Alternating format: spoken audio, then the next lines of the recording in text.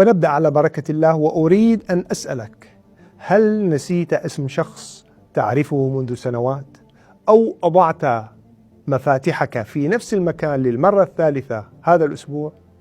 واكتب لنا في التعليقات لو حصل معك شيء من هذا. وإذا قلت نعم فأنت لست وحدك، ولكن الأهم أن هذا ليس طبيعيا، والناس يسمونه نسيان، لكن العلم له رأي آخر ويسميه إنذار مبكر، لأنه قد يكون صرخة خافتة من دماغك يطلب المساعدة قبل فوات الأوان.